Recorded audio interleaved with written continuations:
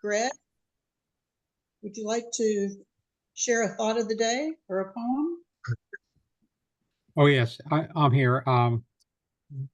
Let me proceed. The D-Day is so special. There's so many people. There's so much that's been written and much that's on television now. I think there's a couple of comments I'd like to make and then read the short poem. In today's New York Times, it says every serviceman headed to Normandy was handed a pocket guide to France, read in part. We democracies aren't just doing favors and fighting for each other when history gets tough. We're all in the same boat. Look around you as you move into France, and you'll be able to see what the Nazis do to a democracy. And then there was something that I just saw on the news today, and how General Dwight Eisenhower led this invasion, and how many people died fighting for our freedoms, and such a death. And FDR Leslie said that the mission was to set free a suffering humanity. So here's my little poem that I wrote. Okay, all right, Kelly? Yep. It's very short and sweet, but I would just want to, remembering June 6, 2024. Is there somebody has all right. Remembering who we are, remembering how we came to be here, remembering our ancestors, remembering we were immigrants, remembering the indigenous people that were here, remembering the brave soldiers at D-Day, remembering history, remembering humility and dignity for all, remembering this day in 6th. Actually, something also that I found.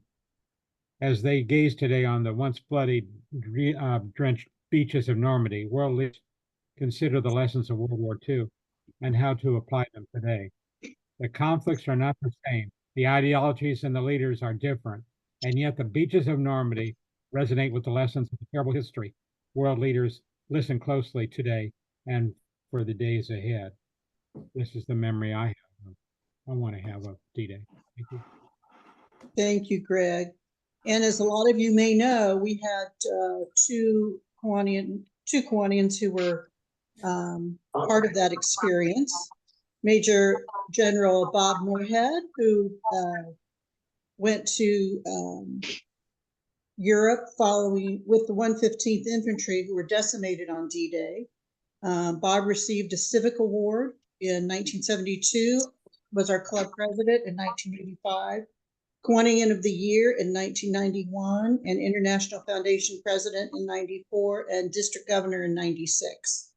And also Major Rene DeForno, who served as a counterintelligence operative during World War II. He was dropped behind German lines 20 miles away from where he was supposed to be dropped, and he had to find his way to where he was supposed to be, where he met up with French resistance. He was our Kiwanian of the Year in 1999 and Civic Award recipient in 2004.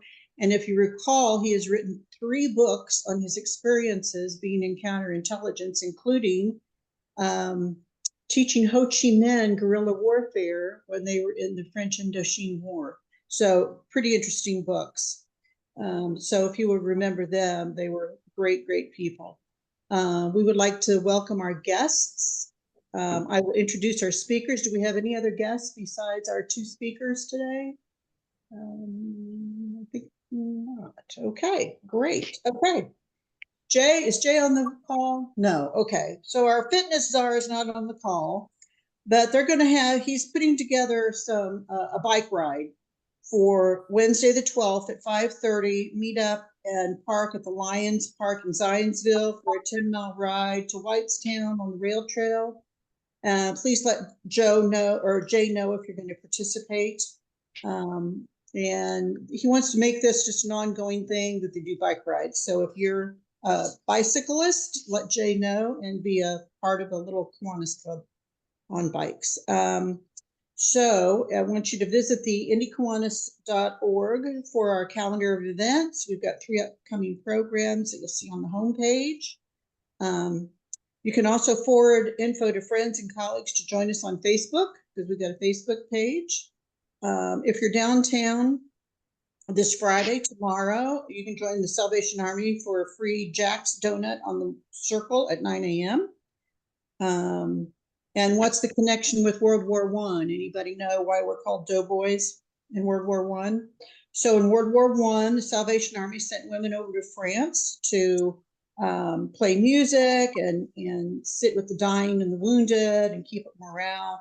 And they figured that they could make donuts and fry them up in helmets.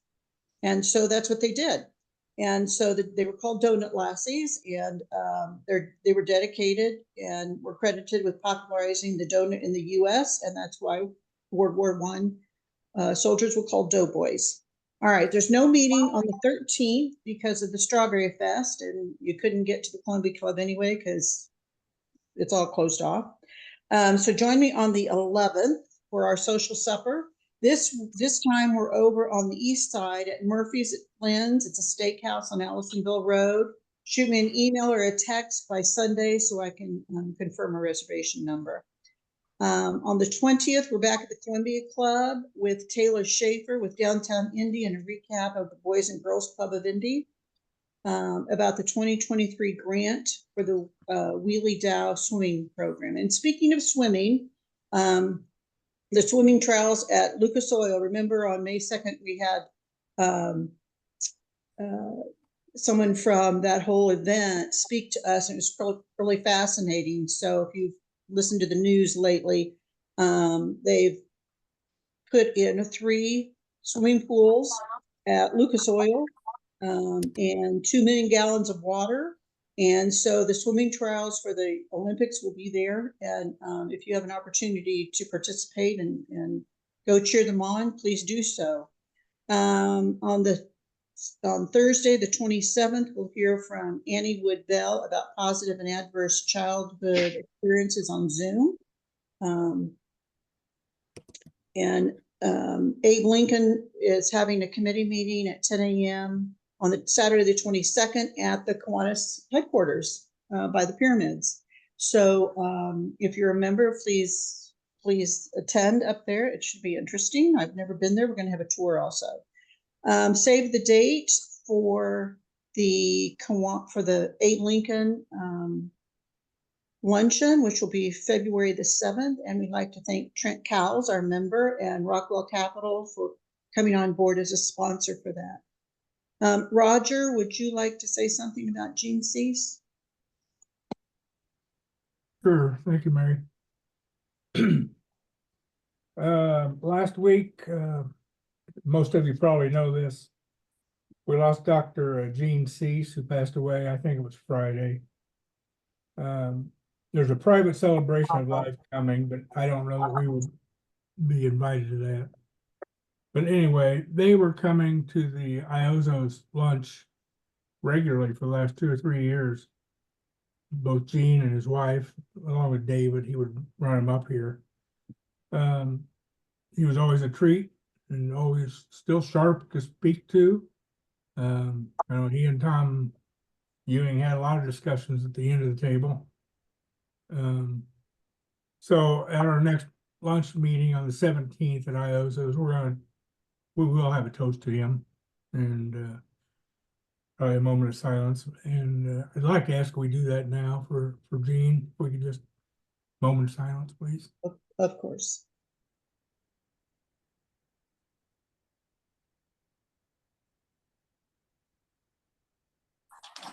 Okay, thank you. He was part of the team that implemented the Abe Lincoln Scholarship Program in 1976 for our club. He was president in 1977 and has been a member since then and continued to be active. He was president of Indianapolis, Indiana Central College, and he's the one that moved to rename it to U of Indy. And I think he was fortunate enough to beat IUI to the punch. He was proud of that, so that was kind of neat.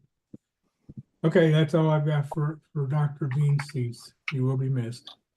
All right. Is Jeff on the call from Claude McNeal? Yes, Yes, I'm here. okay.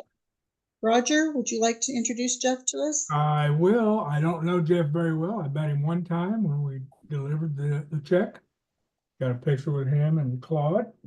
I think it's neat what they're doing. It's they asked for help to increase the number of schools they're reaching. They wanted to try to add additional 10 schools in Indianapolis, IPS, starting with IPS. These programs they're doing are really, really fantastic, and there's a real need for what they are doing. I'm gonna let Jeff explain the program because I couldn't do it any justice. So, Jeff, Sure. thanks for being with us and tell us what you're doing. Sure. Thank you. Thank you, everyone, for having me. Thank you for the grant that we received. I'm with a theater company called Claude McNeal Productions. We're a nonprofit theater company here in Indianapolis, and we have 4 separate educational outreach programs. The program that we wrote the grant for and received the money for was called Act Out. It's a social issue theater program, and essentially we have a group of 16 actors that kind of rotate their schedules, but it's 3 actors and a facilitator, and we go into Indiana schools, primarily Marion County and Indianapolis, but we go into classrooms and with 3 actors and a facilitator, and we dramatize or act out scenes that are based on topics or issues or problems that students face on a daily basis. And what we've been seeing over the last couple of years, really since COVID, is that there's really a huge need for mental health support programs in our schools. We talked with administrators, social workers, school counselors, the Department of Education, who gave us a grant as well. And everyone said across the board, mental health support is what our students need. So with your support, we actually wanted to reach 10 schools, but we reached 3 because we were able to do multiple shows at these 3 different schools. We reached a total of 404 students, grades 6 through 8, from the following 3 schools. We did 3 shows at the IPS Center for Inquiry, School 70, 3 shows at the IPS Center for Inquiry, School 84, and then 4 shows for IPS School 19, Frederick Douglass. Specifically, we did shows on 3 different topics. The first was the effects of bullying and cyberbullying, specifically social media posting on students. That was a huge topic that we talk about all the time in schools. The second topic was how to recognize a healthy versus unhealthy relationship with your friends, your family, your peers. And the third topic that we covered with this program is how to better handle your emotions, how to deal with conflicts peacefully. So what the program is really trying to do and has been successful in is that we go into classrooms, we provide a safe environment for students to really speak up and talk about what triggers them, what sets them off, and how can they deal with their emotions in a more positive way. So for instance, we'll do a scene on someone taking pictures of someone and then posting them on social media and then really how that hurts someone. And then we'll freeze the action like in the middle of the click, and then we'll have a facilitator then start a discussion with the students and ask them to come up with individualized solutions to the problem. What would you do here? What is this person doing that is really hurtful? Who could you go to help solve this problem, etc. So this is a huge problem with our schools, and so your support really has helped us to reach over 400 more students than we had initially planned. We had gotten a grant from Lilly Endowment and from the Department of Education to kind of start this last year. But we're always looking to expand into IPS as much as we can. So your support really went a long way, and the students are still talking about the show after we left. The teachers thought it was a great experience. It's a unique way for students to talk about their problems rather than seeing a film or reading about it in a book, because we dramatize it right before their eyes. And it's really improv based. We have a script that we use that we follow, but it really is determined by what the students come up with for solutions that guides like the next scene. So thank you so much. Well, thank you, Jeff. Thank you for applying for the grant, and we thought you worthy. And so anything that helps children, we're happy to help. So keep up the good work. Thank you. We appreciate it It's so my honor much. now to introduce our speakers. So Mitch Teplisky, I hope I pronounced that right, is a documentary filmmaker, Fulbright specialist, and marketing pro who tells stories that bridge cultures from the Andes to Indiana.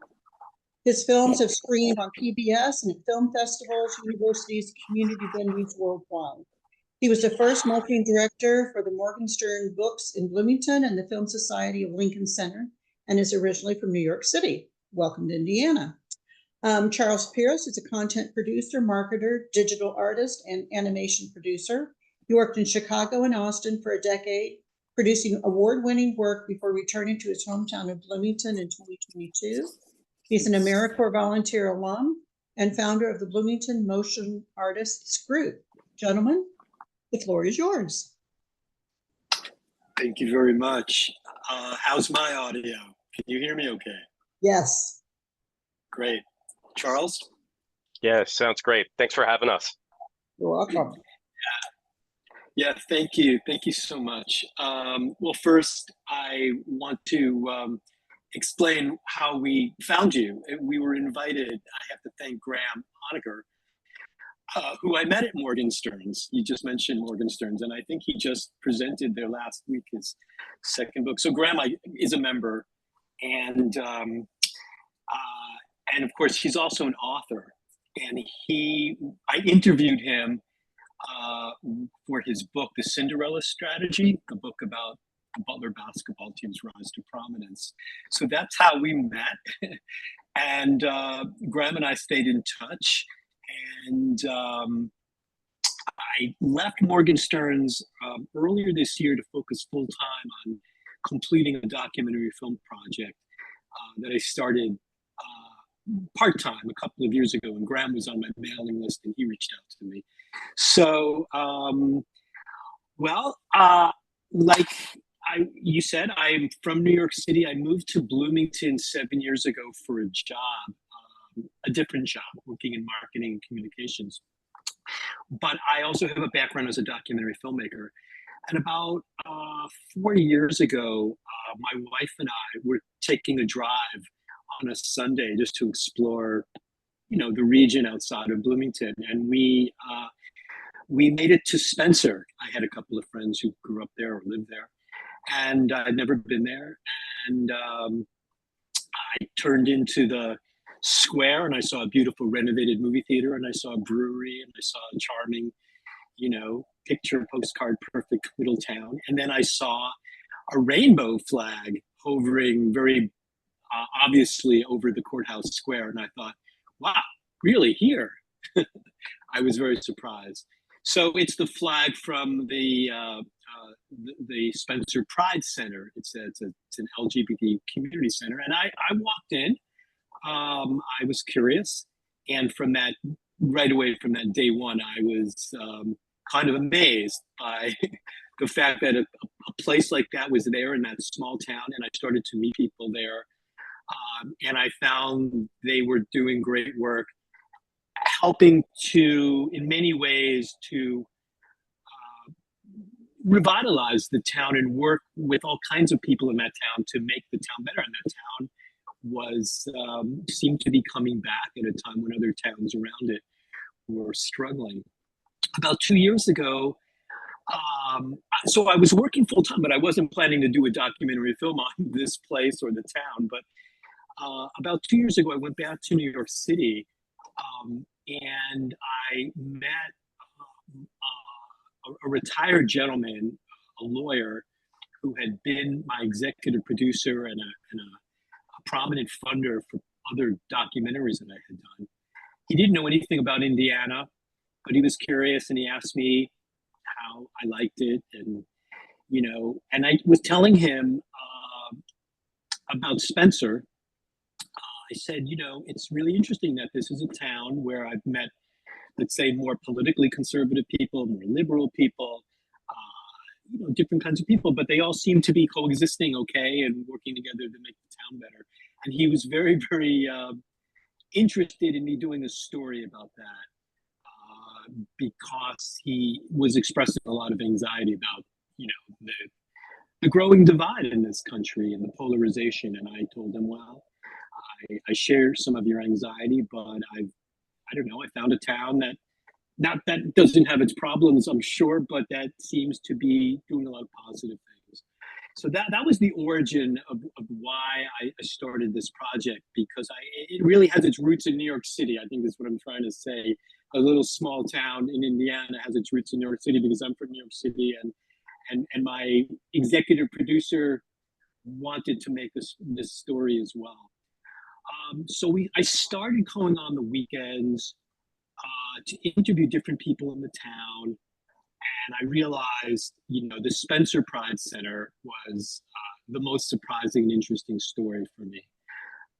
I'm going to stop there because we have just a 3-minute video clip to show that we made last year for a conference. We'll come back and we'll talk more about it. And then I also want to introduce my creative partner in this film project, Charles. So, Charles, can you? Yeah, yes. See, I did it during our test earlier. Let's see if I can repeat that success. All right. Those look like the right buttons. There's the screen. Share. Okay.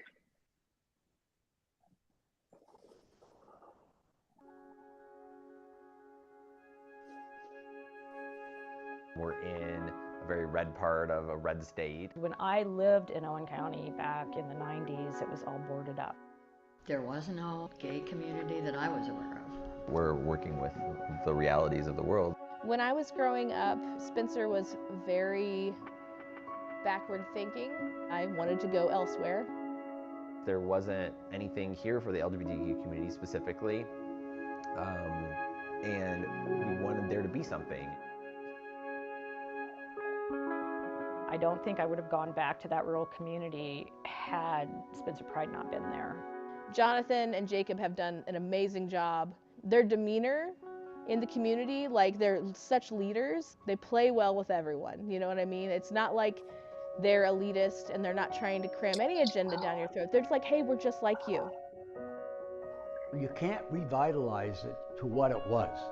You have to revitalize it in a new light. Spencer, Indiana is the smallest town in the United States with a dedicated LGBTQ center. I don't care if you're gay, straight, purple, black, I don't care. This is not a typical small rural Indiana town. There's a lot of intelligent people that maybe don't have the degree, maybe didn't go to school. A lot of people call us river rats. Hillbillies. Just an old country bumpkin lives out in the woods. Uneducated. You can be a belief system and totally be fine and coexist peacefully and even supportively with someone who's got a very different perspective. And we have learned also that our perceptions needed to be fixed as well. So we were doing a garage sale. They came up and they were gruff and they were like, so what kind of sale is this? A benefit sale, and it's for Spencer Pride, and what's that? And so we told them, and we're like, if you're gonna go, and they go, what a great organization. Can we give you a donation? And I thought, serves me right. Being affirming for the LGBTQ community is not a political affiliation.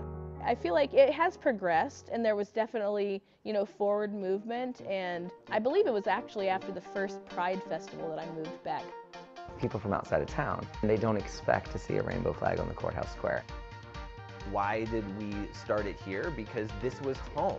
Everything has a chance to survive if you just think it does. My late wife and I were examples. You can grow old in this community and be gay. We're all neighbors here. It's not like you can really be a total jerk to somebody that you see every day. If it needs to be there and it doesn't exist, then you build it. Yeah. You don't wait for somebody else. Change doesn't happen to you, it happens because of you. And you shine a light on these things. I think it's going to give people a lot of pride around here, and I want to be a part of bringing that up. Say, hey, if Little Town Spencer can do it, so can you.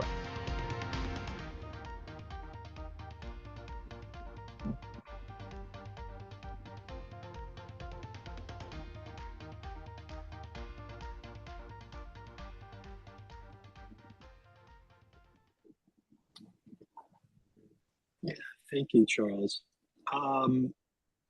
We made this piece last year because we were invited to give a presentation at a conference in French Lick organized by the Center for Rural Engagement, which is a center out of Indiana University, which brings a lot of leaders, community leaders, business people, educators, nonprofit leaders from throughout the state to talk about what we can do to make the state better. And we presented this piece, and there was a lot of interest in it because, you know, we were sharing a positive story about a town that's revitalizing. And that was the impetus for us to really commit to doing a longer piece. And we just a few weeks ago returned to the same conference a year later, and we showed actually a longer piece, an 11-minute version, and we got the same kind of feedback. We've since gotten support from other departments at the university, including the media school, gender studies, got some supporters from the Kelly School, but Kinsey Institute. The Kinsey Institute, thank you, prominent. And we've gotten, we launched a crowdfunding campaign last month, so we've been getting support from, well, the interesting thing is there's a lot of people following the project, not just in the region, but actually throughout the country. Because there's just a lot of interest, curiosity and interest in a positive story from rural Indiana.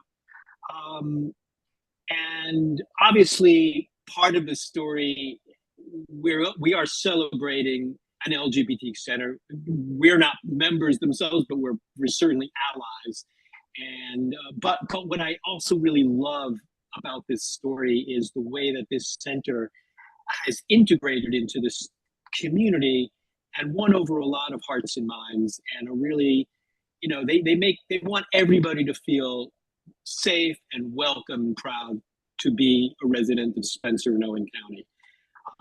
And the longer story will tell, you know, how they grew. I mean, they obviously, you know, they had pushback, but it's a really interesting story of how they've like won over people and are doing all kinds of cool things for the community. We're aiming to finish something by the end of the year, at least the first version. We think there'll be a pretty robust audience for it in the region and I hope nationally. You know, not just at film festivals, but you know, universities, community-based organizations, conferences. I think there's a lot of possibilities for this. Yeah, that's a brief. I hope. Well, I don't know. I don't know if it was brief or not, but that's my introduction to it. Charles, I want to introduce you because I couldn't be doing this without you. So if you want to introduce yourself. Oh, that's too kind. No, I'm Charles. I've worked in creative media production for a long time now, and I've often been like in freelance and owner operator roles. So I wind up with a lot of equipment and things to kind of do the job with.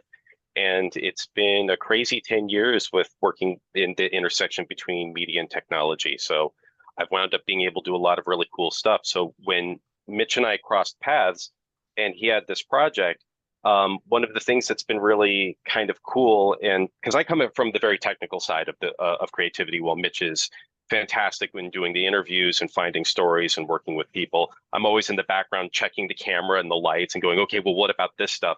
And it's surprising how much we can do as two people for a project like this. And that's been a real pleasure on my end, is just being able to, you know, we're using anything from smartphone footage to cinema cameras to make this film. And there have been a lot of different people in the region that have worked on it, a lot of different cinematographers, a couple different editors, and being in a role on this project where I can kind of be a central point for all of it, go out and film, and just, you know, really roll up my sleeves and support Mitch with this has been fantastic. And it's been a great ride so far. I would love just to open it up to, you know, questions or comments. You know, by the way, I've never interacted with the Kiwanis Club before, so I forgot to mention that at the beginning. I'm grateful for this invitation and a chance to. I was a member of a Rotary Club back in Peru, the country, many years ago. So I kind of understand, you know, basically from afar, the value and you know, yeah. And I really appreciate this. Well, thanks for being part of a service organization, no matter if it's Kiwanis or Rotary or Chertoma or anything else. So good for you. Let's open it to questions. Anyone have questions? Yeah, I've got a question. Basically about what role volunteers might play in the community center, in founding this, starting it up. Can you speak about, you spoke a little bit about the people that helped to start it, but any updates or current role that volunteers play? I'm glad you asked, really glad you asked, because I forgot to mention something that's so crucial about this organization is that it is all volunteer run. And they have more than 100 volunteers, and many of them have been volunteers for years. You know, the organization's actually been around 17, 18 years now. It started with, you know, basically 4 people who but it's become much bigger than that. And the organization, the volunteers, I mean, it's a pretty diverse bunch, you know, but there are a lot of parents, a lot of, frankly, I mean, they'll tell you this directly. I'd say there's probably more straight people than LGBTQ identified volunteers, which I love, actually, because again, it just shows how integrated they are into the community. So yes, and if Jonathan and Jacob or Judy, who you saw in the film, were here, they would talk more about that. But I would also just say the volunteers, see, it's just an amazing group of people. See, I feel at home in that place. I mean, I'm a volunteer now. I go not just to film, but I go because I feel so at home there. Not being from this town or even from Indiana, this community, it's a community for me too, and that's what I'm trying to say. It's become a personal project, a personal place for me too. But yes, it's all volunteer driven. I guess that's the short, most important thing to say about it. And one of the things that they do that's particularly unique is that their volunteers, the Pride Center will then coordinate those volunteers to go work at other nonprofits as well. So just down the street and around the corner from them is the historic Tivoli Theater that was renovated and restored by the Cook Corporation around 2013 or so. And a lot of that theater and its board, it's all nonprofit driven, and much of their time is spent with volunteer hours. Well, the Pride Center sends their volunteers over to the theater, not only as just ambassadors, but because they're big believers that, you know, if we have a resource that benefits the community, we're going to get out in the community and help people. I think the volunteers love them because they're so giving with that time and they get to do a lot of stuff. Yeah, exactly. Well said. Roger? Question. Mitch and Charles, have you guys done other documentary types? And if so, what were the most exciting that you can recall around the world?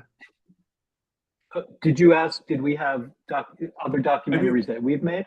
Yes. Okay. I started making documentaries in Peru, in Latin America, which was quite exciting and laborious and difficult and wonderful. And I started in Peru. Well, I was living in New York, working in New York, but to make a long story short, I wanted to do a story about a Peruvian immigrant friend of mine who had a dream of returning to her rural town in Peru. I had gotten to know the Peruvian immigrant community in New York, and I really liked them, and they had a very rich culture, and I was interested in this kind of, searching for your roots kind of story. So yes, I made 2 documentaries, and I have a website, which is my name, mitchellteplisky.com, and there's information on those films. I also, the last project I did was in Indiana, which was called The Earth Keepers, and it was a short documentary about a husband and wife in Bloomington who were academics, and they left academia to start a community composting business to make compost. They wanted to work with ex-offenders, give them jobs, and basically, try to have a business and help people and help deal with the environmental crisis. And I got a grant actually from Indiana Humanities in Indy to make and show that short film. So that was the last thing I did. So that's why, in my little bio, I say from the Andes to Indiana, because my stories have been in those places. So those are. I've done a couple of other things too, but those are the main ones. That's great. Yeah. I mean, in college, I did a couple student films, but for the most part, this is my first substantive documentary. My background is in kind of more flashy aesthetic design. So like in college, I had a summer internship with Turner Broadcasting down in Atlanta, where I was working on their late night comedy network, Adult Swim. And that kind of had this meandering path that led me to Austin, where I got to work in reality television on a show called Shipping Wars during their last season. I was a graphics editor. And then I got connected with South by Southwest in Austin, and I worked on their post-production team for many years there and kind of rose up. And in between all of that, I was doing regional advertising work. Sometimes it was somebody really big like Dell or Accenture, but usually like local companies, banks and credit unions. And a lot of musicians would want to make music videos, so we'd get to play around in the agency I was a part of with different aesthetic and style. There was a lot of experimentation with emerging technology and how to integrate that into storytelling. You can see some of the kind of the weird stuff that I was involved in, but all a lot of fun and really interesting and involved in. But it was all short form. I mean, I think for years, the longest thing I had ever made was 10 minutes.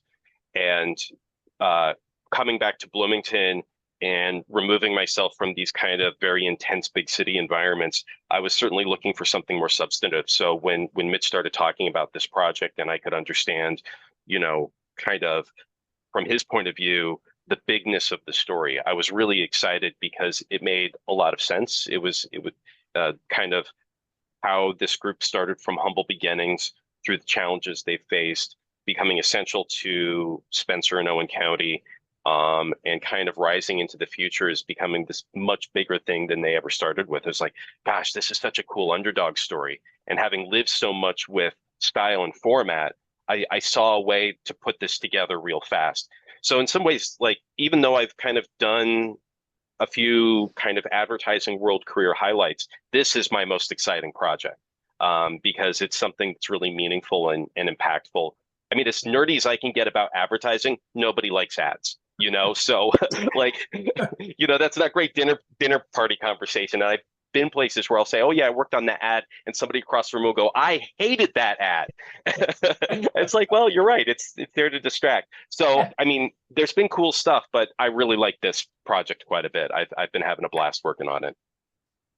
I can't wait until the next time I head to French Lick or McCormick Creek State Park and stop and check this out. That's very exciting. And No, thank you. And as you were talking, I was reflecting on the fact that, this story and my own personal connection to this story in place is so much about community and about building community and working together to make, to build something better for our town. And it's a community development story, and I guess that's how it also relates to what Kiwanis does. It really is.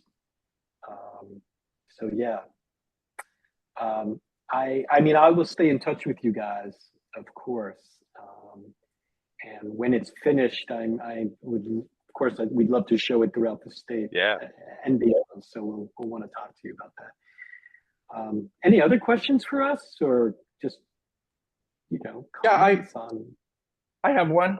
So this probably goes to the core of the story and why I'm interested to see it. So as a youth, I lived internationally and found myself in a very small town in Indiana. And once I went to college and graduated, there was absolutely no way I was going to go back to that small town because it was very isolationist and not open to different ideas. And I'm just curious, what did you find in your interviews in Spencer that changed over the last 30 years? Or was it something the leaders of the organization did to try to foster that change? Yeah, that's a really good question, and I can identify with. I being from a big city and coming to a small town, and meeting my wife in a small town, and her coming to a big city, and so on.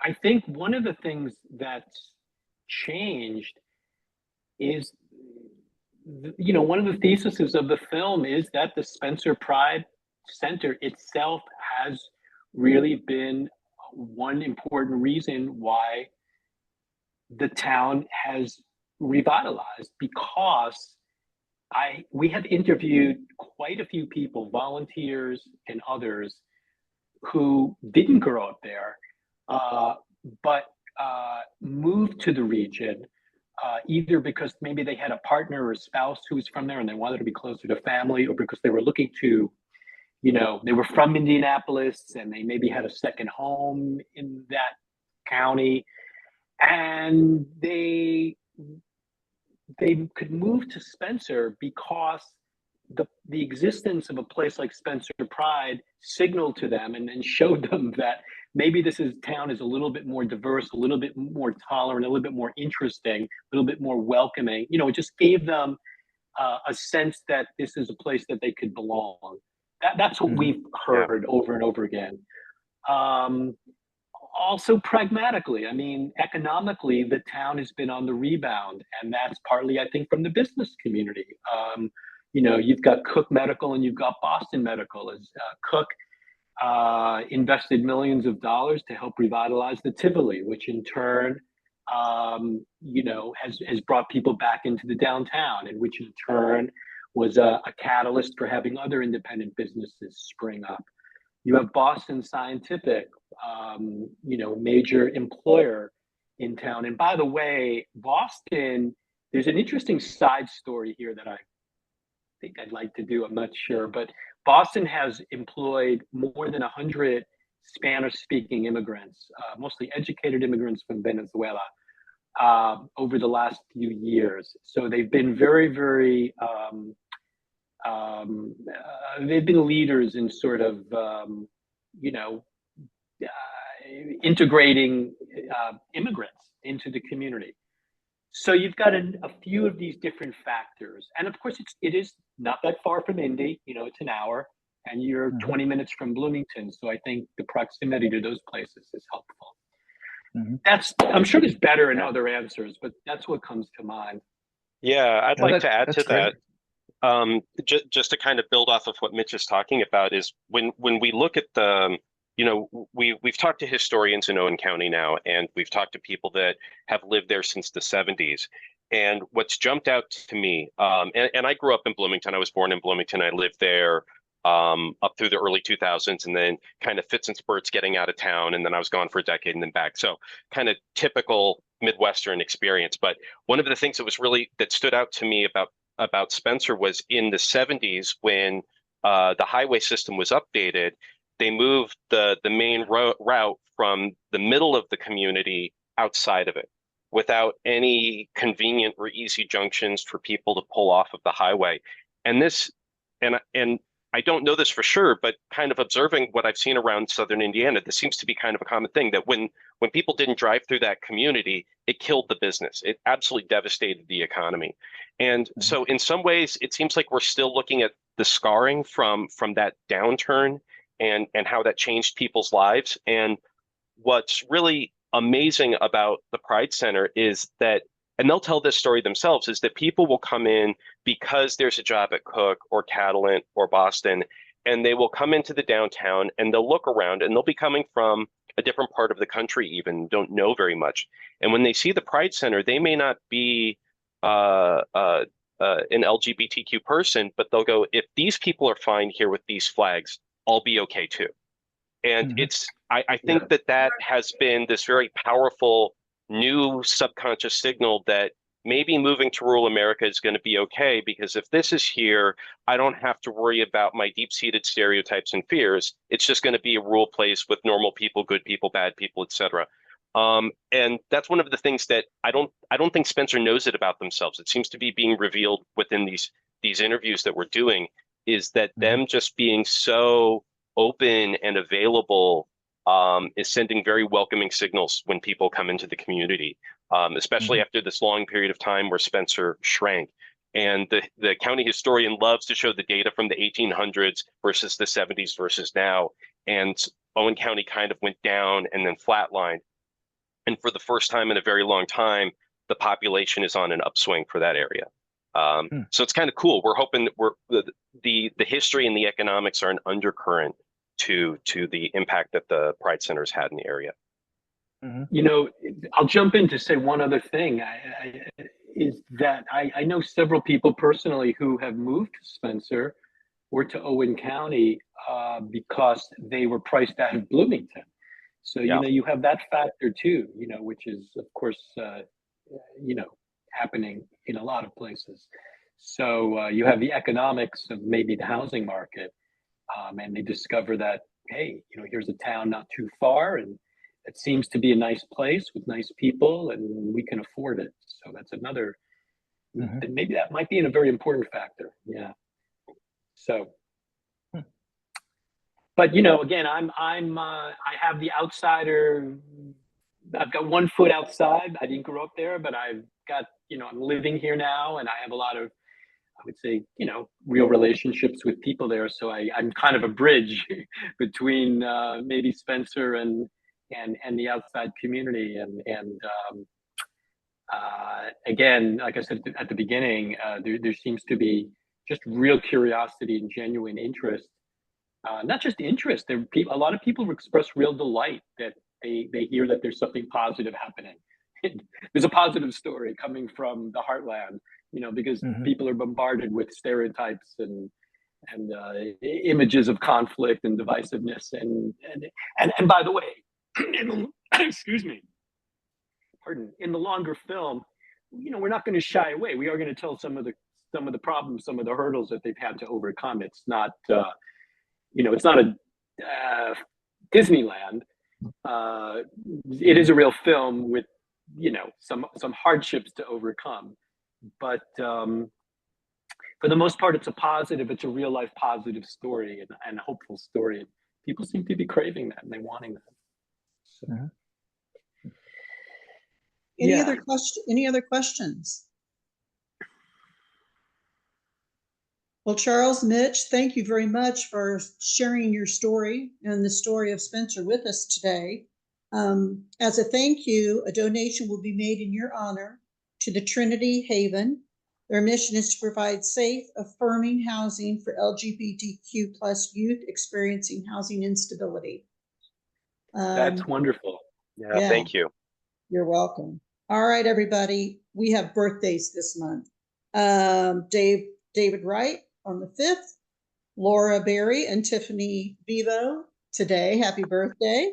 Mary Marsh tomorrow, and Carol Orbison on the 8th. So if you see them or want to text them a happy birthday wish, and I'm sure they're going to be getting a call from somebody from this downtown club, as is our tradition. All right. Stupid joke for the day. Why do seagulls fly over the ocean? Because if they flew over the bay, they would be called bagels. Okay, and with that, we are adjourned. Thank you, everybody. Have a great day. Bye-bye. Thanks, everybody.